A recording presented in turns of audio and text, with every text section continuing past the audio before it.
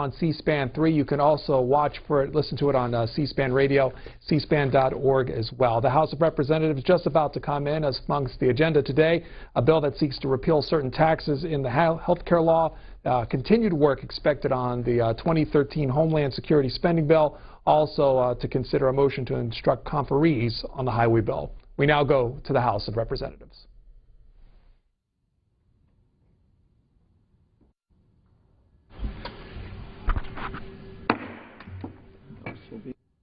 Will be in order. The chair lays before the House a communication from the Speaker. Pursuant to the order of the House. The Speaker's Rooms, Washington, D.C., June 7, 2012. I hereby appoint the Honorable Joe Barton to act as Speaker pro tempore on this day. Signed, John A. Boehner, Speaker of the House of Representatives. Pursuant to the order of the House of January the 17th, 2012, the Chair will now recognize members from lists submitted by the majority and minority leaders for morning hour debate. The Chair will alternate recognition between the parties, with each party limited to 1 hour and each member other than the majority and minority leaders and the minority whip limited to 5 minutes each, but in no event shall debate continue beyond 11:50 a.m. The Chair will now recognize the gentleman from Michigan, Mr. Benestick, for 5 minutes.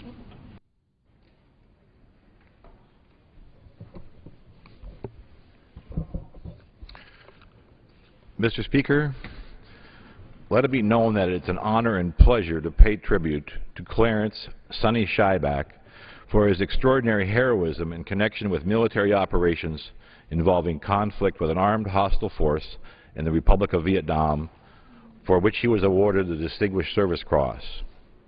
Clarence Schieback served as the United States Army Specialist 4 in Company B, 3rd Battalion, 22nd Infantry, 25th Infantry Division. On June 6, 1969, while serving as a radio telephone operator at Fire Support Base Crook in Tay Ninh Province, when the base came under intense rocket and mortar attack, Specialist Schieback secured his radio and observed and followed the company commander to the defensive perimeter to observe and report enemy movements.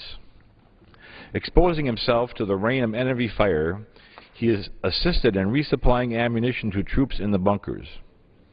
When the enemy blew gaps in the wire defenses and attempted to breach the perimeter, he helped organize and lead a reaction force which beat back the hostile surge. After the battle subsided, he moved with the command group through the combat area to inspect enemy casualties and equipment. As the group searched the area, a wounded enemy soldier threw an anti-tank grenade at the company's commander. Specialist Schieback unhesitatingly moved in front of the officer, deflected the armed weapon, and then picked it up and threw it. The grenade exploded as it left his hand, inflicting severe wounds on him.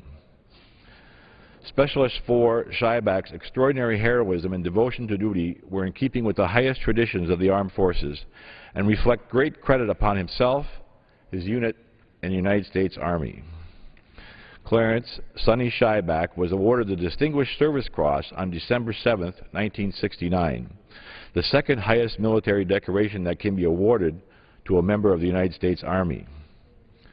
Mr. Schieback, however, was unaware that he received this honor until nearly 42 years later, when an Antrim County veteran service officer discovered the citation in his personnel file. Clarence Schieback returned to his childhood home of northern Michigan after his injuries to take over the family business, Ed & Son Food Market in Elk Rapids, Michigan. He and his wife, Christine, of 42 years, raised 3 children. On behalf of the citizens of Michigan's 1st District, it's my privilege to recognize Clarence Schieback, an American hero, for his service, sacrifice, and continued patriotism. I yield back the remainder of my time. Gentleman yield back. The Chair would apologize to the gentleman for mispronouncing his name. The Chair would now recognize the gentleman from Washington, Mr. McDermott, for 5 minutes. Without objection, so ordered.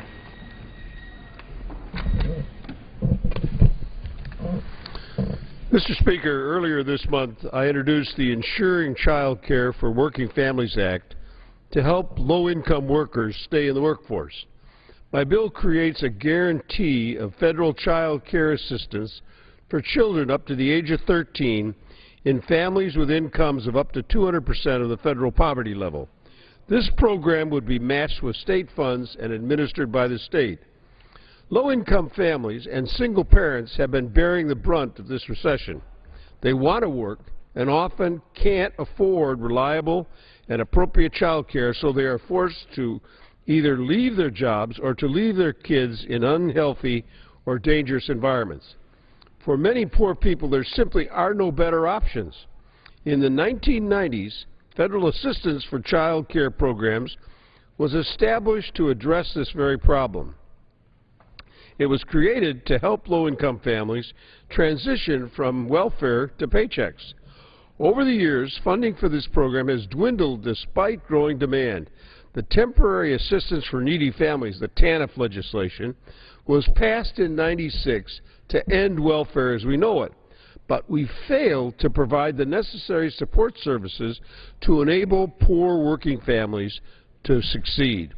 One of those services is high-quality child care. Today, only 1 of 6 children eligible for federal child assistance receives it. 22 states have waiting lists for child care, and families in 37 states were in worse circumstances in February of 2011 than they were in February of 2010.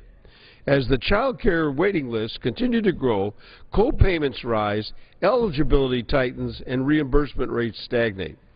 After 3 decades of wage stagnation in this country, with paychecks failing to keep up with the cost of health care, housing, and education, child care has become an unaffordable necessity for too many Americans. A related problem that we also must acknowledge is the gender wage gap. Women only earn 77 cents for every dollar earned by men, according to the Census Bureau. Yet 2/3 of the women are now either the primary breadwinners or co-breadwinners in their family. So when there are wage gaps, entire families suffer. That means less money for food on the table and everything else that a family needs to survive. 2 days ago, Senate Republicans blocked a bill introduced by Senator Barbara Mikulski that would strengthen the Fair Labor Standards Act protections against pay inequities based on gender. As President Obama said, Republicans have once again put partisan politics ahead of women and families. This is wrong. And Republican senators ought to explain to their constituents why they did not vote for Senator Mikulski's bill. Let me be very clear. Equal pay for equal work isn't just a woman's issue. It's a family issue. And for the millions of American women whose families depend on their earnings, reliable child care is vital. It's time to level the playing field for working women. I urge my colleagues to support H.R. 5188 so that all parents, particularly working women, have the child care they need to stay on the job. I yield back the balance of my time. Gentleman yields back the balance of his time. The chair would now recognize the gentleman from Alabama, Mr. Brooks, for 5 minutes.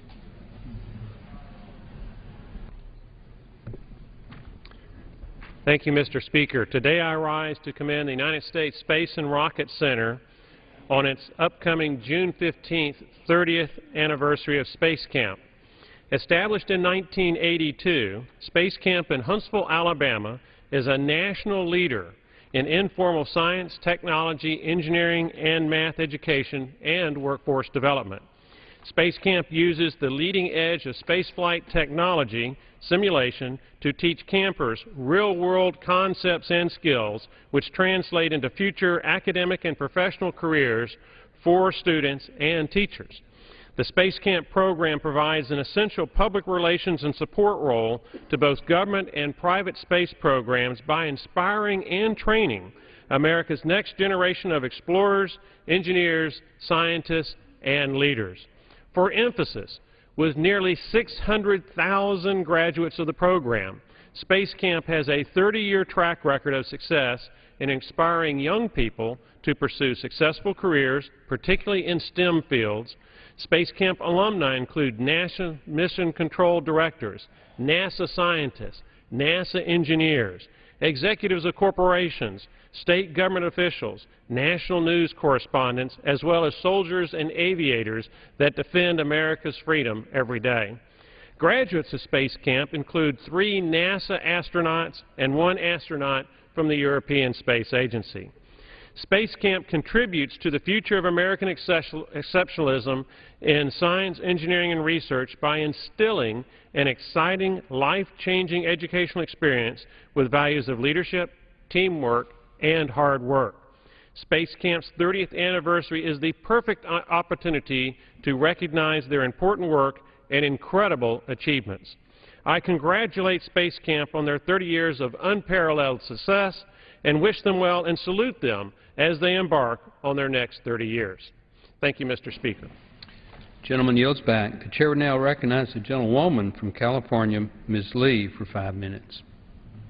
Thank you, Mr. Speaker. As the founder of the Congressional Out of Poverty Caucus, I rise to continue talking about the crisis of poverty and the ongoing jobs emergency in America today. Tea Party Republicans are busy blaming the President for our struggling economy and the fact that our economy only gained 69,000 jobs last month. I want to remind my Republican colleagues that it was their deregulation, failed economic policies, and 2 wars off budget that had our nation losing over 1 million jobs every month when President Obama came into office. We were losing over 500,000 jobs every single month.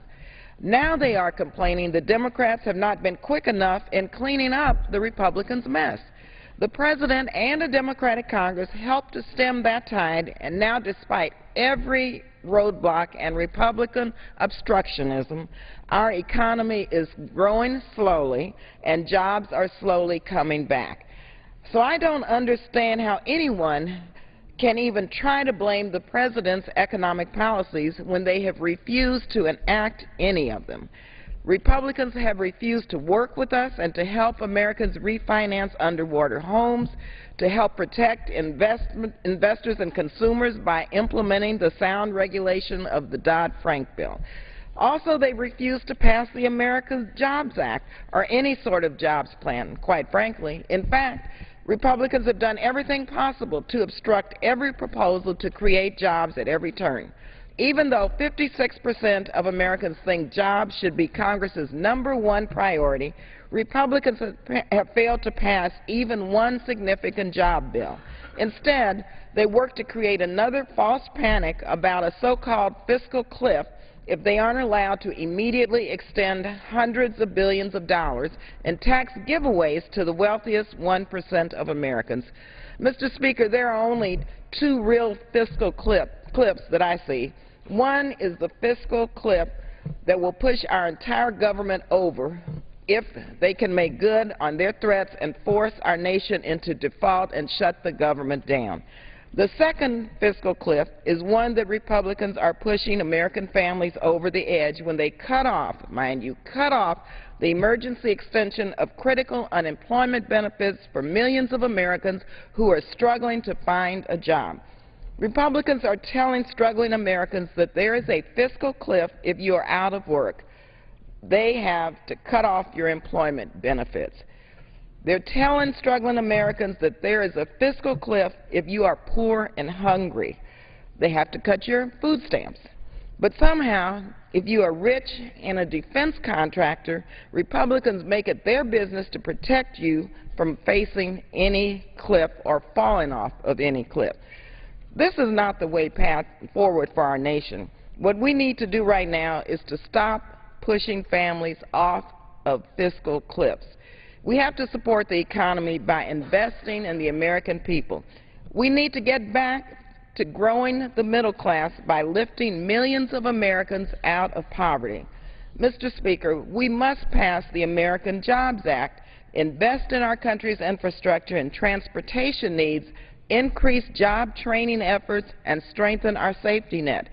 Safety net programs like the Supplemental Nutrition Assistance Program and unemployment insurance just don't support struggling families, but they support small businesses all across the country and in every single congressional district, regardless of one's party.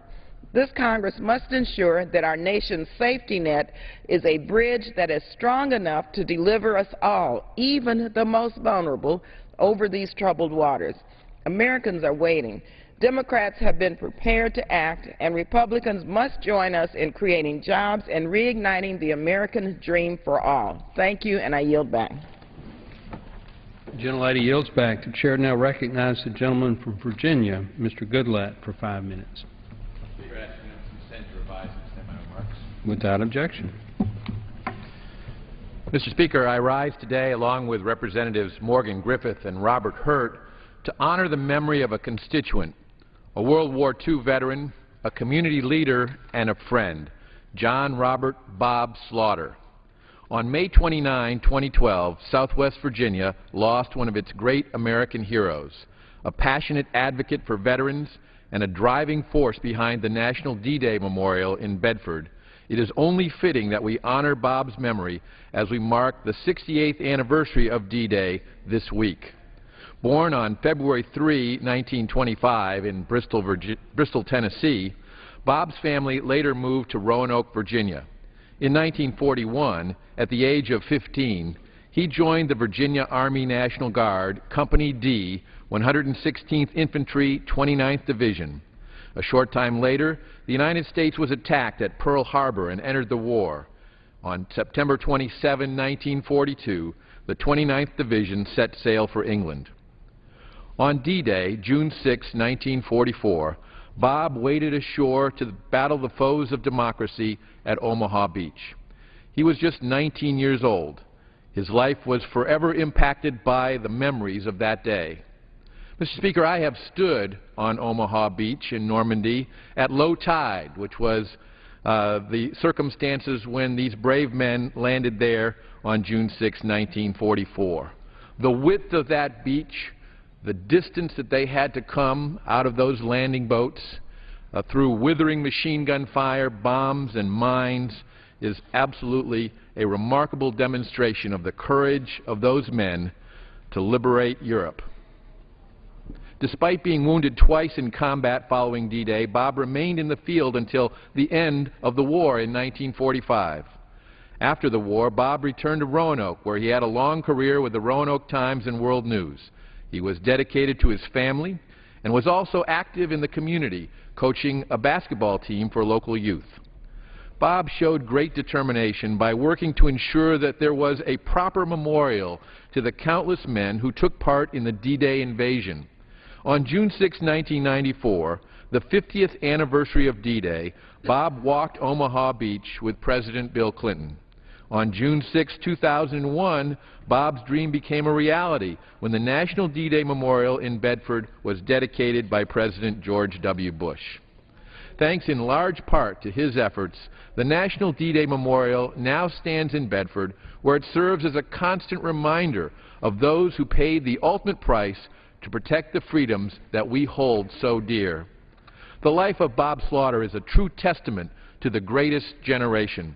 We are honored to have known Bob and pay tribute to this great man's many contributions. We pray for his family, his wife of 65 years, Margaret Leftwich Slaughter, and his 2 sons, 2 grandchildren, and 2 great-grandchildren during this difficult time. We join the entire community in mourning the loss of this American hero. Gentleman yields back. Chair would now recognize the gentlelady from California, Mrs. Spear, for 5 minutes.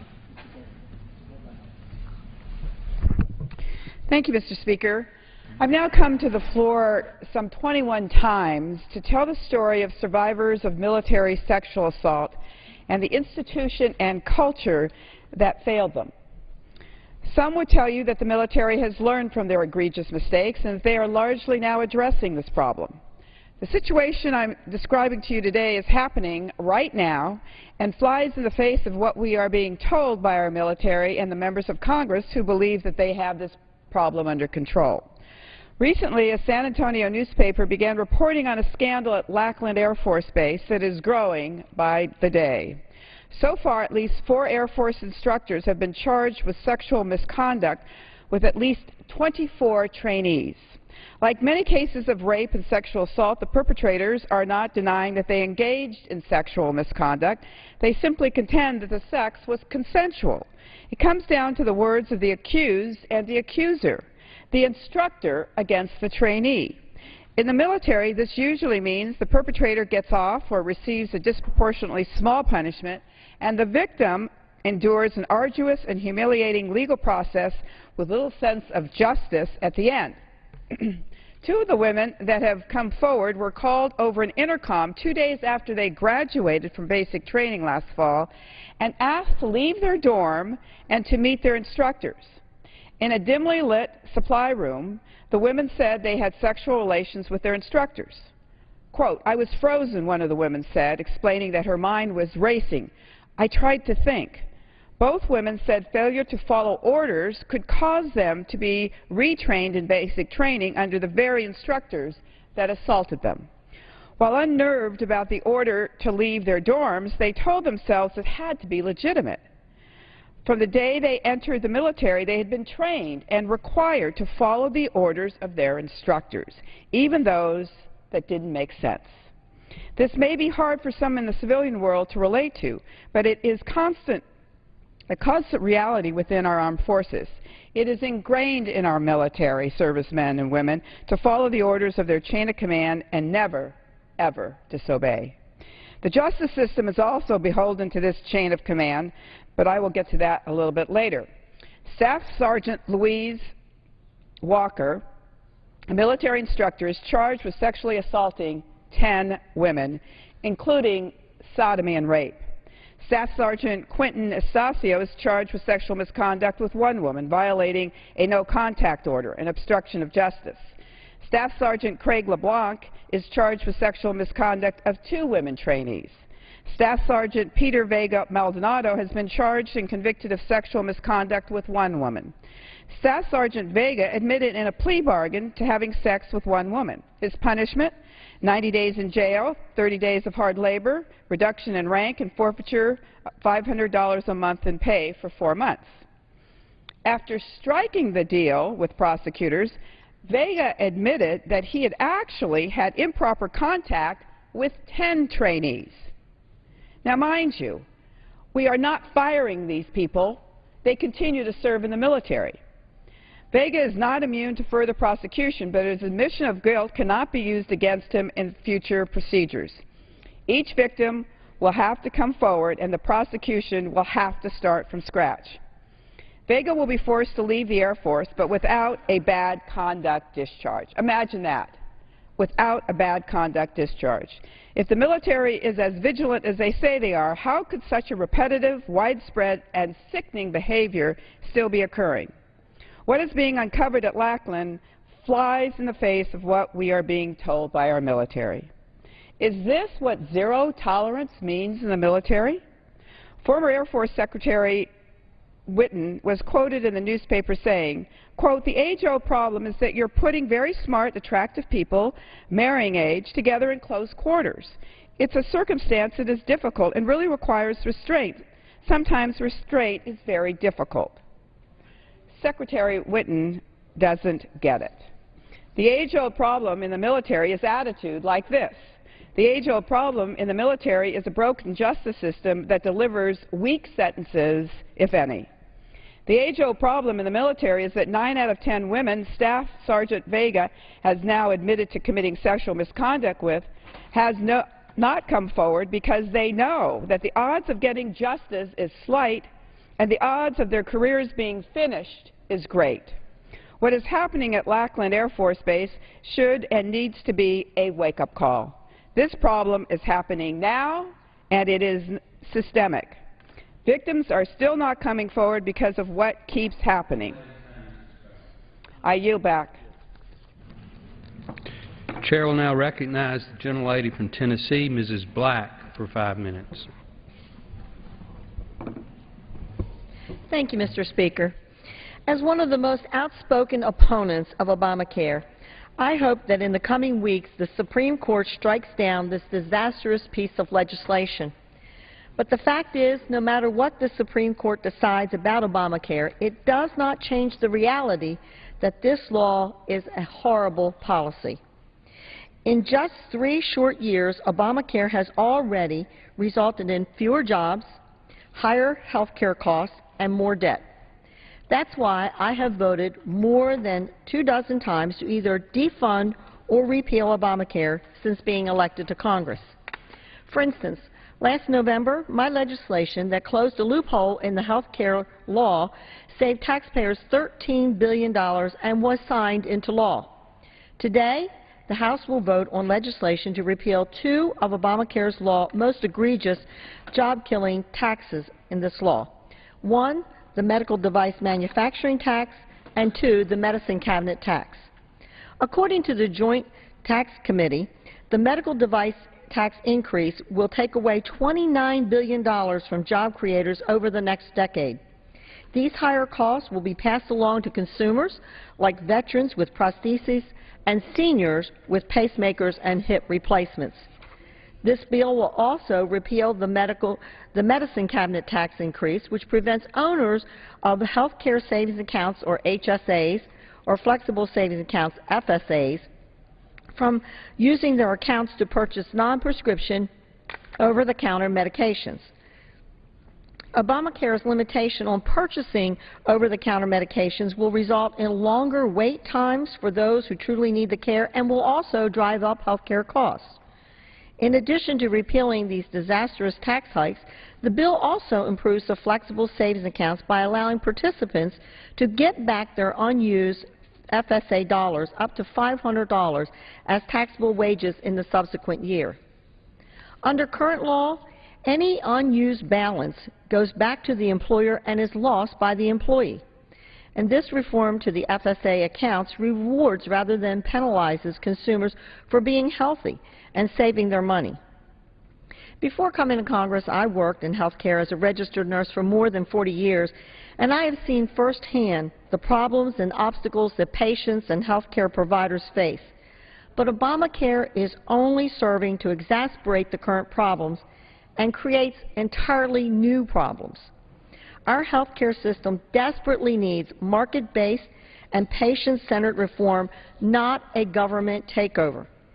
It is critical that the House continue to fight against Obamacare until either the Supreme Court overturns the law in its entirety or until we have willing partners in the Senate and in the White House. Thank you, Mr. Speaker, and I yield back the balance of my time. Gentlelady yields back the balance of her time. The Chair would now recognize the gentleman from Michigan, Mr. Clark, for 5 minutes.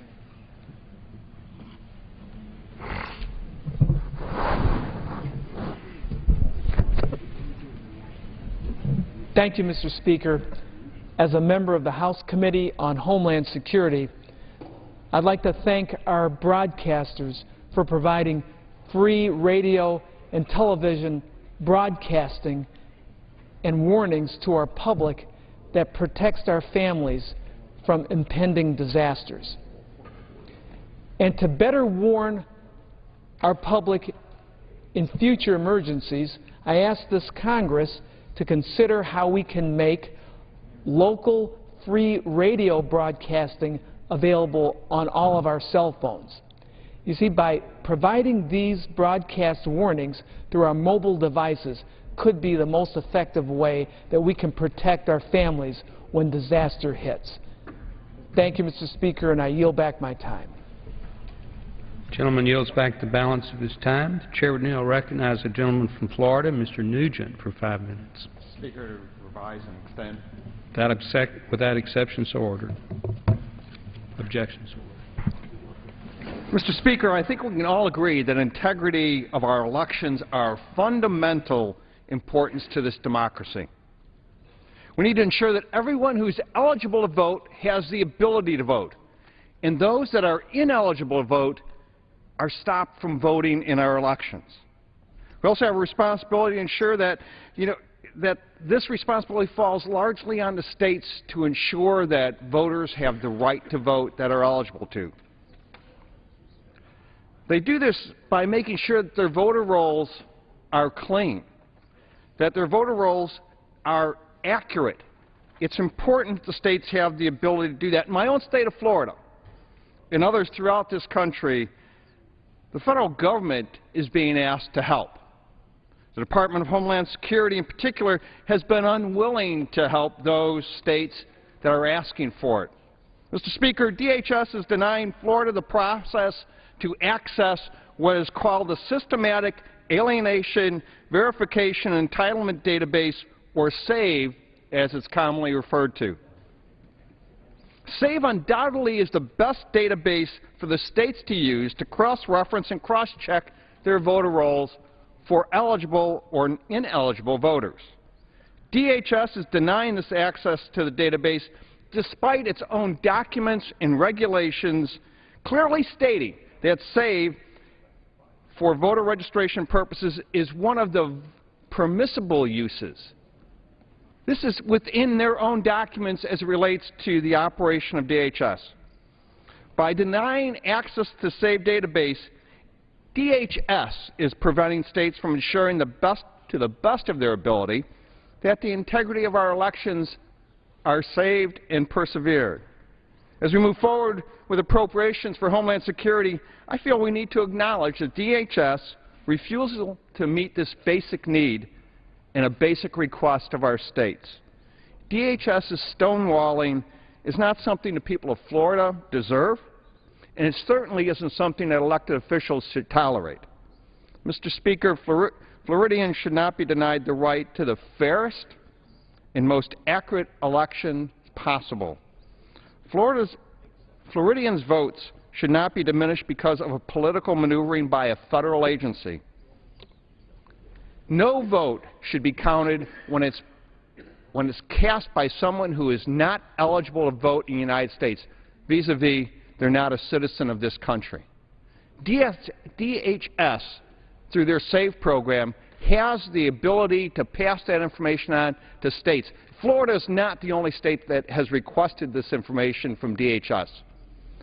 DHS has I believe, an ethical responsibility to provide that information because it's contained within their own bylaws and operation procedures within that Department of Homeland Security. And they have just stonewalled the states in regards to them trying to make sure their voter rolls are the most accurate possible. Mr. Speaker, I believe that they are doing a disservice to the American public. Every vote should count. Every vote should count. And DHS should be required to submit the information to the states so they can make sure that their voter rolls are as accurate as possible. And with that, I yield back the balance of my time. The gentleman yields back. The Chair would now recognize the gentleman from California, Mr. Rohrabacher, for 5 minutes. That objection so ordered.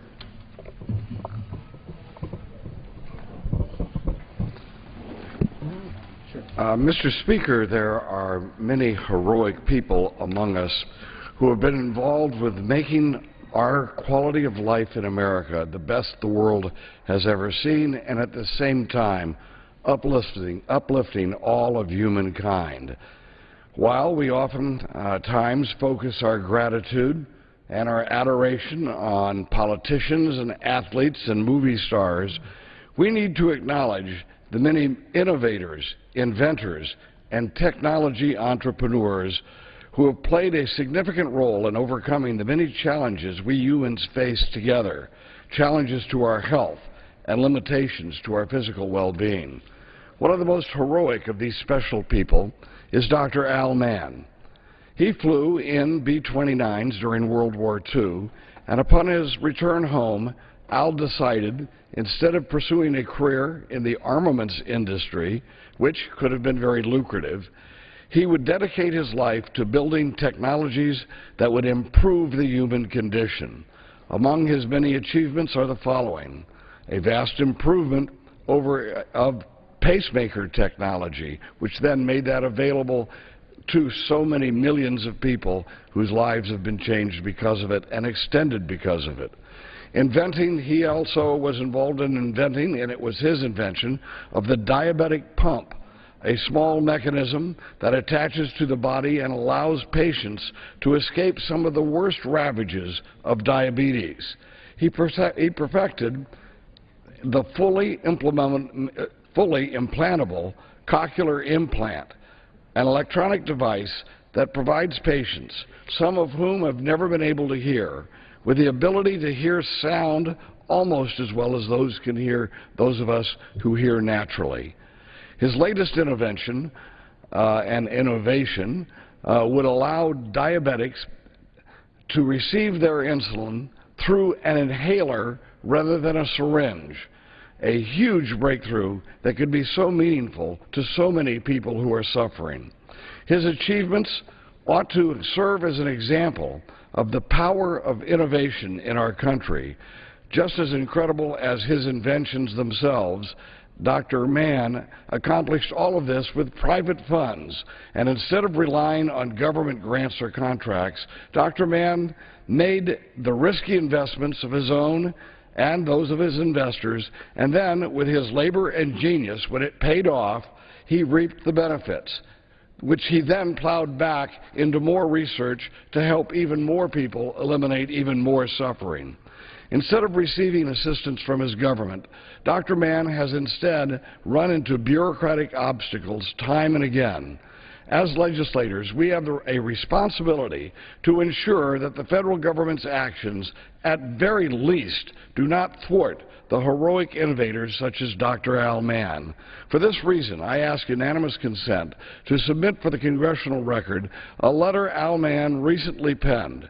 I encourage all of my colleagues to read what he has to say and to take seriously the disturbing observations with our current system, as well as his recommendations on how we can ensure that the incredible potential of human innovation can be and will be brought to play in improving the lives of the American people and people everywhere. The Chair hears no objection to the gentleman's unanimous consent request, so without objection, so ordered. Seeing no other people seeking recognition pursuant to Clause 12A of Rule 1, the Chair declares that the House is in recess until noon today.